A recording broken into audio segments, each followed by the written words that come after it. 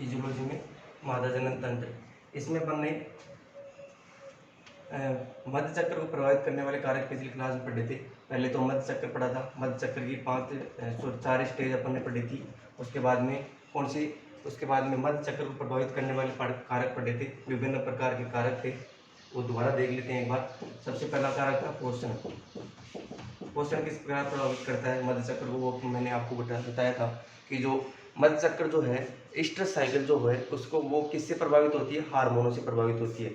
और अगर भोजन पशु को अपन भोजन पोषण अगर अच्छे प्रकार का पोषण अगर नहीं देंगे, जैसे कि उसमें संतुलित मात्रा में विटामिन हो, संतुलित मात्रा में कार्बोहाइड्रेट हो, संतुलित मात्रा में उसमें मिनरल्स हो, प्रोटीन हो, वो सब चीज़ें मिक्स किया हुआ पोषण अपन को पशु को देते हैं तो उसमें स्ट्रेस साइकिल में कोई दिक्कत नहीं आती। लेकिन अगर ऐसा पोषण देते हैं जिसमें ये सारे तत्व उपस्थित नहीं है तो फिर क्या होगा, पशु क्या होगा, कमज़ोर हो जाएगा।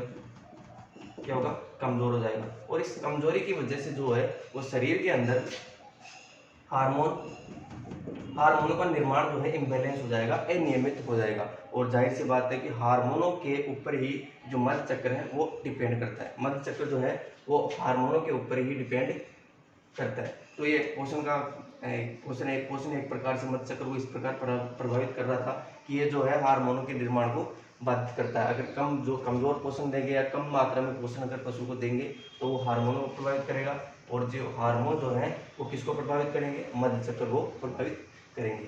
दूसरा कारक मैंने बताया था इसमें मौसम। मौसम जो है, मौसम भी विभिन्न प्रकार के पशुओं को मध्य चक्र को प्रभावित करता है। जैसे कि मैंने एन स्ट्रेस की अवस्था बताई थी, फिजियोलॉजिकल एन स्ट्रेस की अवस्था मैंने आपको बताई थी। कुछ जीव ऐसे हैं जिनके अंदर सर्दियों के अंदर स्ट्रेस साइकिल अनुपस्थित होती है, कुछ जीव ऐसे हैं जिनमें गर्मियों के अंदर स्ट्रेस साइकिल अनुपस्थित होती है, जैसे कि भेड़। और अगर घोड़े की बात करें, हॉर्स की बात करें, तो उनमें सर्दियों में जो मध्य चक्र होता है, स्ट्रेस साइकिल होती है, वो एब्सेंट होती है। तो मौसम जो है वो इस प्रकार मध्य चक्र को प्रभावित करता है। तीसरा तापमान। तापमान इस प्रकार प्रभावित करता है कि अगर वातावरण में तापमान की मात्रा बढ़ती है, तापमान बढ़ता है, टेम्परेचर अगर बढ़ता है वातावरण के अंदर, तो किसको अफेक्ट करेगा, थायराइड ग्रंथि को। थायराइड ग्रंथि को अफेक्ट करेगा, और थायराइड ग्रंथि को अफेक्ट करेगा तो थायराइड ग्रंथि से निकलने वाला थायरोक्सिन हार्मोन जो है, T3 T4 हार्मोन जो है वो प्रभावित होंगे। और जो थायरोक्सिन हार्मोन जो है वो इनडायरेक्टली रूप से अपन ऐसे कह सकते हैं कि वो जो मध्य चक्र है उसको प्रभावित करता है। थायरोक्सिन हार्मोन जो है मध्य चक्र को प्रभावित करता है, मध्य चक्र को प्रभावित करता है। चौथा कारक मैंने इसमें क्या बताया था आपको, इसमें आयु बताई थी, एज। याद करो, एज किस प्रकार प्रभावित करती है मध्य चक्र को। एज जो है, आयु जो है, पशु की आयु जो मैंने आपको बताई थी कि जो कम उम्र के पशु होते हैं, कम उम्र के पशु जो होते हैं उनके अंदर जो स्ट्रेस साइकिल होती है वो छोटी होती है। स्ट्रेस साइकिल की अवधि जो होती है वो क्या होती है, छोटी होती है। स्ट्रेस साइकिल की अवधि छोटी होती है किसके कंपैरिजन में, अधिक आयु के पशुओं के कंपैरिजन, अधिक आयु के, या अपन ऐसे कह सकते हैं अधिक उम्र के पशुओं में जो स्ट्रेस साइकिल होती है वो लंबी होती है। स्ट्रेस साइकिल लंबी होती है, स्ट्रेस साइकिल की अवधि लंबी होती है। कौन में, अधिक आयु वाले पशुओं के अंदर स्ट्रेस साइकिल की अवधि जो होती है लंबी होती है। कम उम्र के पशुओं में स्ट्रेस साइकिल की अवधि छोटी होती है। ये आयु जो है इस प्रकार प्रभावित करती है, या अपन ऐसे कह सकते हैं जो अधिक उम्र के जो पशु होते हैं, अधिक उम्र के वे पशु जो बूढ़े हो चुके हैं, बहुत ही ज्यादा उम्र के हो चुके हैं, ज्यादा उम्र के पशुओं में क्या करते हैं, स्ट्रेस साइकिल जो होती है, स्ट्रेस साइकिल एब्सेंट होती है। स्ट्रेस साइकिल क्या होती है, एब्सेंट होती है। ये चीज भी आपको ध्यान रखनी है। पांचों कारक मैंने क्या बताया था, कार्य की प्रकृति। पांचों कारक क्या था, कार्य की प्रकृति। कार्य की प्रकृति किस प्रकार प्रभावित करती है, मैंने आपको बताया था अधिक परिश्रम करने वाले जीव होते हैं, अधिक परिश्रम करने वाले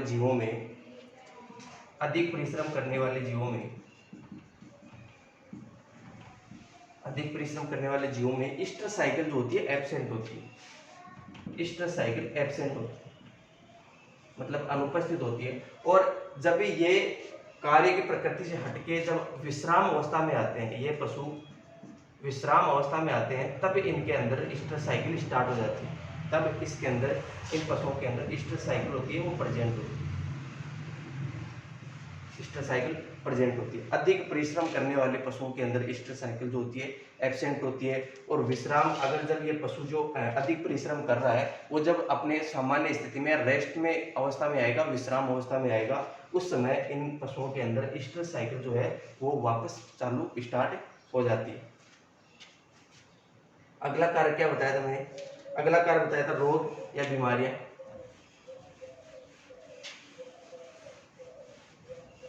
अब रोग, कौन कौन से रोग होते हैं जिनके अंदर ईस्टर साइकिल या तो अनुपस्थित हो सकती है या बाधित हो सकती है उस रोग की वजह से? ऐसे कुछ रोग हैं। अगला कार्य डिजीज। कुछ डिजीज है जैसे कि टीबी, ट्यूबरकुलोसिस जिसको बोला जाता है, ट्यूबरकुलोसिस हो गया। इसके अलावा जोन्स डिजीज या पैरा ट्यूबरकुलोसिस,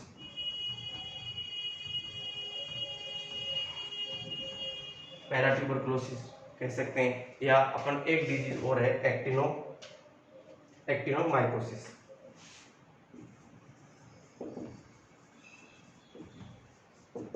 एक्टिनोमाइकोसिस, ये 3 प्रकार के डिजीज ऐसे हैं जो पशु के अंदर मध्य चक्र को प्रभावित करते हैं। जब ये डिजीज पशु के अंदर होते हैं, जैसे कि टीबी हो गया, पैरा ट्यूबरकुलोसिस, इसको जोन डिजीज भी बोला जाता है, जोन्स डिजीज भी इसको बोला जाता है। जब ये रोग एक्टिनोमाइकोसिस, ये सारी मैं आपको पढ़ा चुका हूँ पहले, सॉरी, ये आप सेकेंड ईयर में इनको आपको पढ़ोगे, सेकेंड ईयर में जब मेडिसिन आएगी तब ये सारी डिजीज आपको पढ़ाए जाएंगे वहाँ पे। उसमें आपको टीबी किस प्रकार प्रभावित करता है मध्य चक्र को, पैरा ट्यूबरकुलोसिस किस प्रकार प्रभावित करता है, या एक्टिनोमाइकोसिस जो है वो पशु के मध्य चक्र को किस प्रकार प्रभावित करता है, ये सारे अपन सेकेंड ईयर के अंदर आओगे तो उसमें आपको मेडिसिन में ये सब सारे डिजीज पढ़ाए जाएंगे। इसके अलावा 7वां कारक कौन सा था? जननांगों के रोग। जननांगों के रोग, जननांगों के कौन कौन से रोग हो सकते हैं जो पशु की मध्य चक्र को प्रभावित करते हैं? जैसे कि पायोमेट्रा। क्या होता है पायोमेट्रा? पायोमेट्रा जब यूट्रस के अंदर मवाद या पस भर जाती है किसी भी कारणवश, अपन कह सकते हैं ये मुख्य रूप से ये होता है कार्पस ल्यूटियम के बचे रहने की वजह से, परसिस्टेंट कार्पस ल्यूटियम की स्थिति की वजह से पायोमेट्रा जो होता है मुख्य रूप से होता है। इसके अलावा ये किसी और भी कारण से हो सकता है, जैसे कि ओवेरीज के अंदर कोई सिस्ट बन गई है, उसमें भी पायोमेट्रा हो सकता है। अगर ओवेरीज के अंदर कार्पस ल्यूटियम बनी है और वो नष्ट नहीं हुई है, कार्पस ल्यूटियम क्या होता है, जब प्रेगनेंसी नहीं होती है, फर्टिलाइजेशन की प्रोसेस नहीं होती है, तो कार्पस ल्यूटियम जो होती है धीरे धीरे नष्ट हो जाती है। लेकिन अगर कार्पस ल्यूटियम किसी कारणवश नष्ट नहीं होती है तो पायोमेट्रा की कंडीशन सबसे ज़्यादा उस समय देखने को मिलती है। इसके अलावा कई और रोग हैं, कई डिजीज है जिनकी वजह से भी पायोमेट्रा कंडीशन हो सकती है। लेकिन जब किसी भी कारणवश अगर शरीर के अंदर पायोमेट्रा या यूट्रस के अंदर पायोमेट्रा की कंडीशन देखने को मिलती है तो वो उसके मध्य चक्र को प्रभावित करेगा। इसके अलावा foetal maceration, foetal maceration, foetal maceration, foetal maceration का मतलब होता है गर्भाशय के अंदर कोई बच्चा अगर गल जाता है, इसको मैसरेशन का मतलब होता है गलना। मैसरेशन का क्या मतलब होता है? गलना। अगर किसी भी कारणवश गर्भाशय के अंदर, यूट्रस के अंदर जो फीटस है, जो बच्चा है, अगर वो किसी कारणवश उसके शरीर गलने लग जाते हैं तो उस स्थिति को क्या बोला जाता है? Foetal maceration. और फीटल मैसरेशन की कंडीशन होगी तो जाहिर सी बात है जो अगली बच्चे के बाद में जो ईस्टर साइकिल पशु के अंदर आएगी उसके अंदर कुछ न कुछ दिक्कत देखने को मिलेगी, कुछ न कुछ उसके अंदर डिफरेंस देखने को मिलेगा। तीसरा इसमें रोग है फीटल ममीफिकेशन। फीटल ममीफिकेशन का क्या मतलब होता है? फीटल ममीफिकेशन का मतलब होता है, फीटल का मतलब तो समझ ही रहे हो, जो भ्रूण होता है, एम्ब्रियो होता है, उसको क्या बोलते हैं? फीटस बोला जाता है। तो फीटल ममीफिकेशन का मतलब होता है कि गर्भाशय के अंदर जो बच्चा होता है, फीटस होता है, वो सूख जाता है।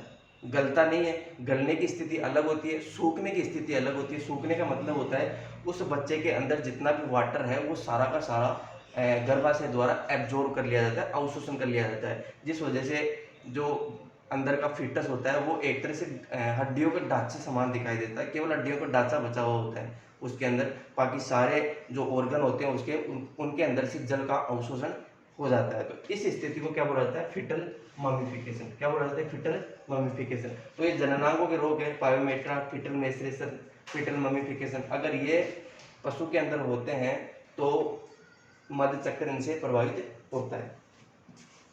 8वां कारक अंतःस्रावी व्यवधान।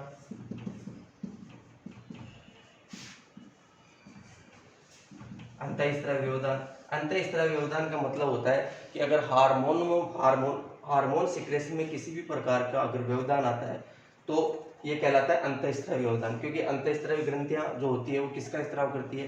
हार्मोनों का स्त्राव करती है। और अगर हार्मोन नहीं होंगे तो मध्य चक्र जो है वो किसी भी हालत में नहीं आ पाएगा। तो अंतःस्रावी व्यवधान कौन कौन से हो सकते हैं? मतलब हार्मोनों की डेफिशिएंसी है, हार्मोनों के इम्बैलेंस की वजह से कौन कौन सी कंडीशन पशु में उत्पन्न हो सकती है वो देखना भी। एक तो होती है cystic ovarian disease, cystic ovarian,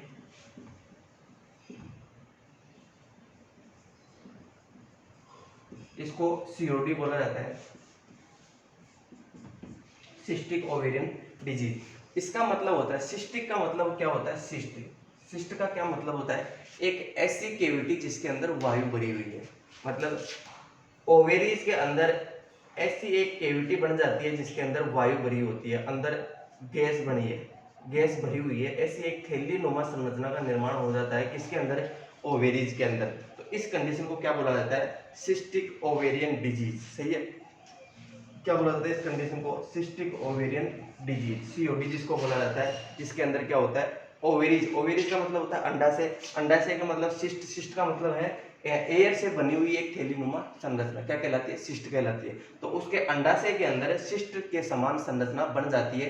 इस डिजीज को क्या बोला जाता है? Cystic ovarian disease. अगर अंडाशय के अंदर ऐसी कंडीशन मिलेगी तो जाहिर सी बात है उससे मध्य चक्र प्रभावित होगा, क्योंकि ओवेरी जो होती है वो ईस्ट्रोजन का स्त्राव करती है। सही है। किसका? कौन से हार्मोन का स्त्राव करती है?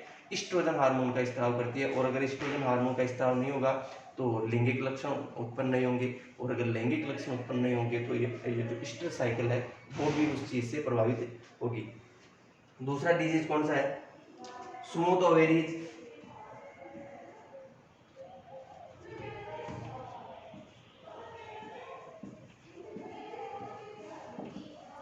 स्मूथ ओवेरीज का मतलब होता है कि अगर ओवेरीज, इसके अंडाशय जो होते हैं, पशु के जो अंडाशय होते हैं वो पूर्ण रूप से परिपक्व नहीं हो पाते।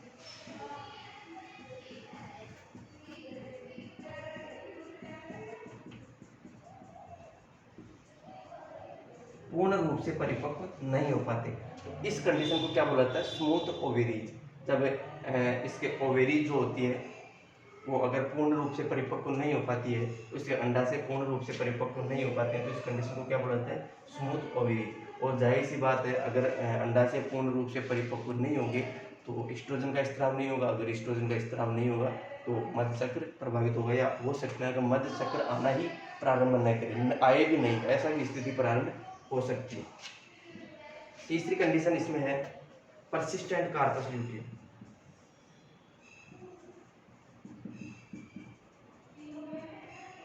परसिस्टेंट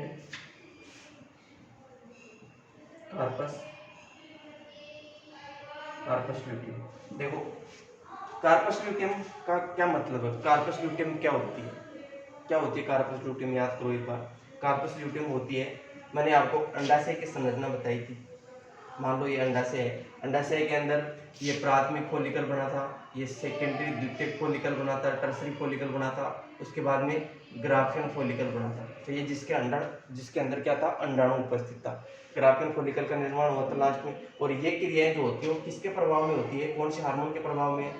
FSH हार्मोन के प्रभाव में होती है, फोलिकुलर स्टिमुलेटिंग हार्मोन के प्रभाव में ये होती है। अब ग्राफियन फोलिकल का निर्माण हो चुका है, मतलब ग्राफीन फॉलिकल जो है पूर्ण रूप से परिपक्व हो चुका है। इसके बाद में क्या होगा, इसके बाद में अंडोत्सर्ग की क्रिया होगी, मतलब जो इसके अंदर उपस्थित अंडाणु है वो अंडाशय से बाहर निकल के किस में जाएगा, इन्फेंडिबुलम या ओविडक्ट में जाएगा, निषेचन के लिए ओविडक्ट में जाएगा। तो जैसे ये ग्राफियन फॉलिकल फटती है, ग्राफियन फॉलिकल फटने के बाद इसमें उपस्थित अंडा जो है वो अंडाणु है वो इस अंडाशय से बाहर निकल जाएगा, और जो बचा हुआ पार्ट है इसका, सही है, इसका बचा हुआ पार्ट है जो ग्रेनुलोसा कोशिकाओं के द्वारा बना हुआ है, ज्यादातर ग्रेनुलोसा और थीका कोशिकाओं के द्वारा ये बना हुआ होता है। तो इसको क्या बोला जाता है, इसको बोला जाता है कार्पस ल्यूटियम, Cl जिसको बोला जाता है कार्पस ल्यूटियम। अब कई बार क्या होता है, जैसे कि अपन बात करते हैं, ये कार्पस ल्यूटियम हो गई यहाँ पे, अब ये अंडाणु यहाँ पे आ गया, अंडाणु आ गया यहाँ पे। अब अंडाणु क्या होगा, निषेचित होगा, अंडाणु क्या होगा, इसका अंडाणु का क्या होगा, निषेचन होगा। इस साइड से शुक्राणु आएंगे, इस साइड से अंडाणु आएगा, दोनों आपस में मिलेंगे और क्या होगा, निषेचन की क्रिया होगी। अगर निषेचन की क्रिया होती है, मान लो कि निषेचन की क्रिया होती है, तो ये कार्पस ल्यूटियम जो है ये ऐसे की ऐसे बनी रहेगी, और ये जो कार्पस ल्यूटियम है ये प्रोजेस्टेरोन हार्मोन का स्त्राव करती रहती है। किसका स्त्राव करती रहती है, प्रोजेस्टेरोन। कौन से हार्मोन का स्त्राव करती रहती है, प्रोजेस्टेरोन हार्मोन का स्त्राव करती रहती है। अब ये प्रोजेस्टेरोन हार्मोन क्या करता है, ये प्रोजेस्टेरोन हार्मोन, इसको क्या कहा जाता है, प्रेगनेंसी हार्मोन, और ये गर्भाशय को बनाने का काम करता है, गर्भाशय को रोपण के लिए तैयार करने का काम करता है। अब मान लो जैसे ये प्रोजेस्टेरोन की मात्रा रक्त में ज्यादा है, तो यहाँ पे एफएसएच जो है इसकी मात्रा हमेशा कम रहेगी, ये दोनों एक दूसरे के उल्टे होते हैं। प्रोजेस्टेरोन की मात्रा अगर ज्यादा रहेगी तो एफएसएच की मात्रा कम रहेगी, और अगर एफएसएच की मात्रा कम है तो ये क्रिया दोबारा नहीं हो पाएगी, मतलब दोबारा ग्राफियन फॉलिकल नहीं बन पाएगा। अगर मान लो ये फर्टिलाइजेशन की क्रिया नहीं होती है, ये यहाँ से ये स्पर्म जो होते हैं नहीं आते, सही है, तो क्या होना चाहिए, नियम के हिसाब से क्या होना चाहिए, ये कार्पस ल्यूटियम धीरे धीरे नष्ट होने लग जाती है। जब निषेचन की क्रिया नहीं होती है तो ये कार्पस ल्यूटियम जो है धीरे धीरे नष्ट होने लग जाती है, धीरे धीरे नष्ट होने लग जाती है। अब धीरे धीरे ये नष्ट हो जाएगी तो प्रोजेस्टेरोन हार्मोन धीरे धीरे लेवल कम हो जाएगा, प्रोजेस्टेरोन हार्मोन का लेवल जो है धीरे धीरे कम हो जाएगा, क्योंकि ये नष्ट हो रही है तो प्रोजेस्टेरोन हार्मोन का लेवल धीरे धीरे कम हो जाएगा, और प्रोजेस्टेरोन हार्मोन का लेवल कम होगा तो एफएसएच का लेवल वापस बढ़ेगा, और एफएसएच का लेवल बढ़ेगा तो ये क्रिया वापस से स्टार्ट हो जाएगी। अब मैं बात कर रहा हूँ परसिस्टेंट कार्पस ल्यूटियम, ये क्या होती है। परसिस्टेंट का मतलब होता है बचा हुआ, परसिस्टेंट का क्या मतलब होता है, बचा हुआ। कार्पस ल्यूटियम है ही, तो यहाँ पे आपको ध्यान रखना है कि परसिस्टेंट कार्पस ल्यूटियम का मतलब है कि अगर यहाँ पे स्पर्म आ रहे हैं और यहाँ पे फर्टिलाइजेशन की क्रिया नहीं हुई है, तो नियम के हिसाब से क्या होना चाहिए, कार्पस ल्यूटियम जो है नष्ट होनी चाहिए कि नहीं, ये कार्पस ल्यूटियम नष्ट होनी चाहिए। लेकिन कई बार क्या होता है, किसी भी कारणवश ये कार्पस ल्यूटियम जो होता है नष्ट होती ही नहीं है, यहाँ पे निषेचन नहीं हुआ फिर भी कार्पस ल्यूटियम नष्ट होती ही नहीं है। अगर ये नष्ट नहीं होगी तो प्रोजेस्टेरोन अपने स्तर पर बना रहेगा, और प्रोजेस्टेरोन अपने स्तर पर बना रहेगा तो एफएसएच जो है उसकी मात्रा हमेशा कम रहेगी, क्योंकि प्रोजेस्टेरोन की मात्रा हमेशा ज़्यादा है। कार्पस ल्यूटियम नष्ट नहीं हुई तो प्रोजेस्टेरोन बना रहेगा, और प्रोजेस्टेरोन बना रहेगा तो एफएसएच की मात्रा भी नीचे लो रहेगी, सही है। इस वजह से क्या होता है, और फिर ये क्रिया वापस नहीं चलेगी, क्योंकि जब तक प्रोजेस्टेरोन है तब तक ये क्रिया वापस नहीं चलती है, फॉलिकल निर्माण की क्रिया नहीं चलती है। और अगर ये क्रिया नहीं चलेगी तो मध्य चक्र कहाँ से आएगा, फिर मध्य चक्र की अनुपस्थिति हो जाएगी, यानी कि एनस्ट्रेस जैसी कंडीशन हो जाएगी। तो परसिस्टेंट कार्पस ल्यूटियम किसे कहते हैं, ये बचा हुआ निषेचन के पश्चात भी, अगर निषेचन नहीं होता है, निषेचन की अनुपस्थिति में भी अगर कार्पस ल्यूटियम बचा हुआ रहता है ओवेरीज के अंदर, अंडाशय के अंदर, तो इस स्थिति को क्या बोला जाता है, परसिस्टेंट कार्पस ल्यूटियम। और परसिस्टेंट कार्पस ल्यूटियम की वजह से क्या होता है, कई बार पायोमेट्रा की कंडीशन भी देखने को मिल सकती है। परसिस्टेंट कार्पस ल्यूटियम की वजह से जो मैक्सिमम जो पायोमेट्रा की कंडीशन देखने को मिलती है वो इसकी वजह से देखने को मिलती है, इस परसिस्टेंट कार्पस ल्यूटियम की वजह से पायोमेट्रा की कंडीशन देखने को मिलती है। तो ये थे मध्य चक्र को प्रभावित करने वाले कारक। नेक्स्ट अपन बात करते हैं कार्पस ल्यूटियम के प्रकार।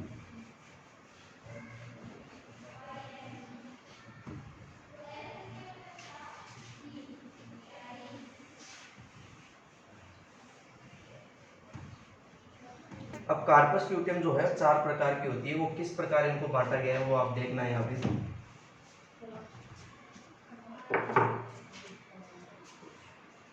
Cl के प्रकार,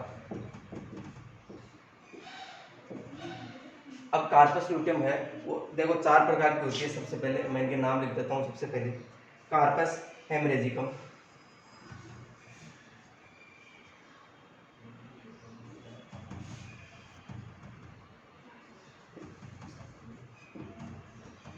कार्पस हेमरेजिकम। दूसरा दूसरा इसका टाइप है कार्पस ल्यूटियम वेरम,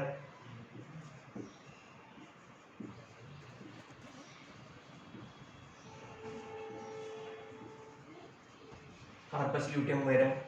तीसरा इसका प्रकार है corpus luteum spurium,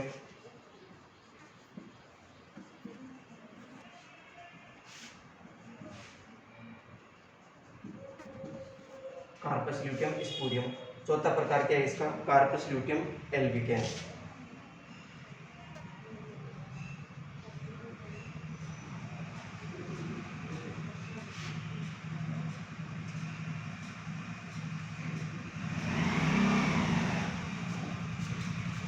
corpus luteum albicans, ये 4 प्रकार की कार्पस ल्यूटियम होती है। अब ये किस किस प्रकार से होती है ये ध्यान रखो। कार्पस हेमरेजिकम, कार्पस हेमरेजिकम का क्या मतलब होता है, कौन सी कार्पस ल्यूटियम है जो कार्पस हेमरेजिकम कहलाती है। देखो यहाँ पे अपन दोबारा समझना, ये ओवेरीज है, क्या है, अंडा से। यहाँ पर क्या बनते हैं, फोलिकल बनते हैं, primary follicle, secondary follicle, tertiary follicle, फिर ग्राफिन फोलिकल। और ग्राफिन फोलिकल के अंडाणु निकलने के बाद क्या बनती है, कार्पस ल्यूटियम। ये मान लो ये कार्पस ल्यूटियम बन गई, सही है। तो ग्राफिन फोलिकल के मतलब अंडोत्सर्ग के जस्ट पश्चात जो कार्पस ल्यूटियम बनती है, अंडोत्सर्ग के जस्ट पश्चात अंडोत्सर्ग हुआ, यहाँ पे ग्राफिन फोलिकल पटा, ग्राफिन फोलिकल फटने के बाद में अंडाणु बाहर निकला। अब जैसे ये अंडाणु बाहर निकलता है तो उसके जस्ट बाद में जो कार्पस ल्यूटियम का निर्माण होता है, इसके अंदर कुछ मात्रा में रक्त भरा हुआ रहता है। रक्त कैसे भरा हुआ रहता है, जब यहाँ पे ग्राफिन फोलिकल फटेगी, ग्राफिन फोलिकल फटेगी तो ग्राफिन फोलिकल फटने के बाद में यहाँ पे जो रक्त वाहिनियाँ होती है, ग्राफिन फोलिकल में पाई जाने वाली रक्त वाहिनियों की वजह से कई बार इसके अंदर क्या होता है, रक्त भर जाता है। इस कार्पस ल्यूटियम में रक्त भर जाता है। तो ये शुरुआत में ये रक्त भरता है, इस वजह से इसको बोला जाता है कार्पस हेमरेजिकम। क्या बोला जाता है इसको, कार्पस हेमरेजिकम। ध्यान रखना, यानी कि ग्राफिन फोलिकल फटने के बाद या अंडोत्सर्ग के जस्ट बाद में रक्त की भरी हुई एक कार्पस ल्यूटियम होती है, जिसको क्या बोला जाता है, कार्पस हेमरेजिकम। हेमरेजिकम का मतलब होता है, हेमरेज का मतलब होता है यहाँ पे रक्त स्त्राव। हेमरेज का मतलब क्या होता है, रक्त स्त्राव। तो अंडाणु के फटने के बाद या इसमें कुमुलस उफुरस कोशिकाएं फटने के बाद यहाँ पे क्या होता है, कुमुलस उफुरस की कोशिकाएं फटने के बाद यहाँ पे इसके अंदर कार्पस ल्यूटियम के अंदर कुछ मात्रा में रक्त जो है वो भर जाता है, जिस वजह से क्या होता है, इसको क्या नाम दिया गया है, कार्पस हेमरेजिकम। क्या नाम दिया है इसको, कार्पस हेमरेजिकम। दूसरा corpus luteum verum. Corpus luteum verum वह जो होती है जो इसके बाद में जो ये कार्पस हेमरेजिकम जो बनी है, कार्पस हेमरेजिकम जो बनी है उसके बाद में परिपक्व कार्पस ल्यूटियम जो होती है, जो प्रोजेस्टेरोन का स्त्राव करती है, या अपन कह सकते हैं परिपक्व सेल जो प्रोजेस्टेरोन का स्त्राव कर रही है, प्रोजेस्टेरोन का स्त्राव कर रही है, वह कार्पस ल्यूटियम जो परिपक्व हो चुकी है। और पशु जो है गर्भित होने के पश्चात, यानी कि पशु के प्रेग्नेंट होने के बाद, या अपन कह सकते हैं निषेचन के बाद, निषेचन के बाद जो कार्पस ल्यूटियम बढ़ती है, जिसको अपन वास्तविक कार्पस ल्यूटियम बोलते हैं। वास्तविक कार्पस ल्यूटियम जो प्रेगनेंसी या निषेचन के बाद जो कार्पस ल्यूटियम बनती है उसको बोला जाता है कार्पस ल्यूटियम वेरम। क्या बोला जाता है, कार्पस ल्यूटियम वेरम। एक है कार्पस ल्यूटियम स्पूरियम। क्या बोला जाता है, एक है कार्पस ल्यूटियम स्पूरियम। वह कार्पस ल्यूटियम जो निषेचन नहीं होने के बाद भी, निषेचन नहीं होने के बाद भी बची हुई रहती है। जैसे कि मैंने बोला था परसिस्टेंट कार्पस ल्यूटियम बताई थी कंडीशन, परसिस्टेंट सीएल की कंडीशन बताई थी, परसिस्टेंट कार्पस ल्यूटियम की कंडीशन बताई थी जिसमें निषेचन नहीं हुआ था लेकिन फिर भी कार्पस ल्यूटियम बची हुई रहती है। इस स्थिति को क्या बोला जाता है, कार्पस ल्यूटियम स्पूरियम। इस स्थिति में जो कार्पस ल्यूटियम है यानी कि परसिस्टेंट कार्पस ल्यूटियम को क्या बोला जाता है, कार्पस ल्यूटियम स्पूरियम। एक होती है corpus luteum albicans. Corpus luteum albicans का मतलब होता है कि अगर निषेचन होता है तो कौन सी कार्पस ल्यूटियम बनती है, ये बनती है, सही है। अगर निषेचन नहीं होता है उस समय अगर कार्पस ल्यूटियम बची हुई है तो उसको बोला जाता है कार्पस ल्यूटियम स्पूरियम, सही है। अब निषेचन नहीं होता है, निषेचन की क्रिया नहीं हो रही, निषेचन की क्रिया नहीं हो रही, लेकिन फिर क्या होता है, नियम के हिसाब से क्या होगा, कार्पस ल्यूटियम धीरे धीरे नष्ट होने लग जाएगी, सही है। जब निषेचन नहीं होगा तो कार्पस ल्यूटियम धीरे धीरे नष्ट होने लग जाएगी। अब ये नष्ट होती हुई कार्पस ल्यूटियम जो है उसको कहा जाता है कार्पस ल्यूटियम एल्बिकेंस। नष्ट होती हुई कार्पस ल्यूटियम, नष्ट होती हुई कार्पस ल्यूटियम जिसे कहा जाता है, किसको, कार्पस ल्यूटियम एल्बिकेंस। क्या बोला जाता है इसको, कार्पस ल्यूटियम एल्बिकेंस, यानी नष्ट होती हुई कार्पस ल्यूटियम को क्या बोला जाता है, कार्पस ल्यूटियम एल्बिकेंस।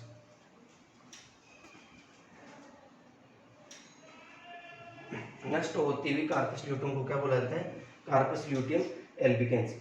एक बार और समझो, कार्पस हेमरेजिकम, कार्पस हेमरेजिकम कौन सी कार्पस ल्यूटियम है, वह कार्पस ल्यूटियम जो अंडोत्सर्ग के जस्ट बाद में बनी है, अंडोत्सर्ग के जस्ट बाद में जो कार्पस ल्यूटियम बनी है उसको क्या बोला जाता है, जिसके अंदर कुछ मात्रा में रक्त की मात्रा होती है, कुछ मात्रा में रक्त उपस्थित होता है जिसके अंदर, उसे क्या बोला जाता है, कार्पस ल्यूटियम हेमरेजिकम। हेमरेजिकम मतलब होता है रक्त स्त्राव, मतलब कार्पस ल्यूटियम के अंडोत्सर्ग के होने के जस्ट बाद में कुछ रक्त स्त्राव की वजह से उसके अंदर रक्त, कुछ मात्रा में रक्त उसमें पाया जाता है, तो उस कार्पस ल्यूटियम को क्या बोला जाता है, कार्पस ल्यूटियम हेमरेजिकम, ऐसे बोल सकते हैं। दूसरा corpus luteum verum. Corpus luteum verum का मतलब होता है कि इस कार्पस ल्यूटियम, ये हेमरेजिकम बनी है, इसके बाद में ये विकसित होगी, ये कार्पस ल्यूटियम विकसित होगी, ये विकसित होगी और विकसित होने के बाद प्रोजेस्टेरोन का स्त्राव करेगी,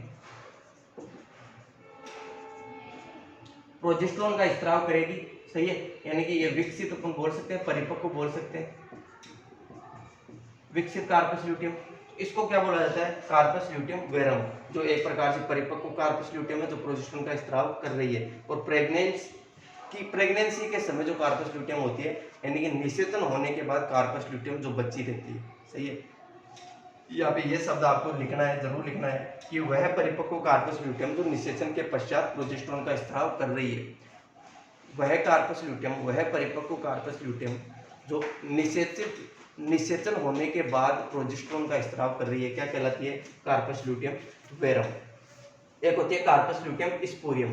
कार्पस ल्यूटियम स्पूरियम वह सीएल है, वह कार्पस ल्यूटियम है जिसमें निषेचन तो नहीं होता है, निषेचन नहीं होता है, लेकिन कार्पस ल्यूटियम फिर भी इसमें बची हुई है, फिर भी इसके अंदर परिपक्व कार्पस ल्यूटियम है। इन दोनों में सिर्फ यही अंतर है कार्पस ल्यूटियम वेरम में और कार्पस ल्यूटियम स्पूरियम में, इसके अंदर निषेचन के बाद में जो कार्पस ल्यूटियम बनती है वो है, और इसमें निषेचन नहीं होने के बाद भी कार्पस ल्यूटियम बची रहती है, जिसको परसिस्टेंट कार्पस ल्यूटियम बोला जाता है। निषेचन नहीं होने के बाद भी कार्पस ल्यूटियम अगर बची हुई है तो उसको बोला जाता है कार्पस ल्यूटियम स्पूरियम, जो कि प्रोजेस्टेरोन का स्त्राव फिर भी कर रही है, सही है। चौथी कार्पस ल्यूटियम एल्बिकेंस। अब नियम के हिसाब से क्या होना चाहिए, ये कार्पस ल्यूटियम जो होता है निषेचन के पश्चात अगर निषेचन नहीं होता है तो ये कार्पस ल्यूटियम धीरे धीरे क्या होती है, नष्ट होने लग जाती है, धीरे धीरे ये कार्पस ल्यूटियम नष्ट होने लग जाती है। तो इस नष्ट होती हुई कार्पस ल्यूटियम को क्या बोला जाता है, कार्पस ल्यूटियम एल्बिकेंस। नष्ट होती हुई कार्पस ल्यूटियम को कार्पस ल्यूटियम एल्बिकेंस बोला जाता है। तो ये चार प्रकार किसके हो गए, कार्पस ल्यूटियम। बाकी इसको हमारे जन्म तंत्र को प्रभावित करने वाले कारक जो हैं वो नेक्स्ट क्लास में देखेंगे।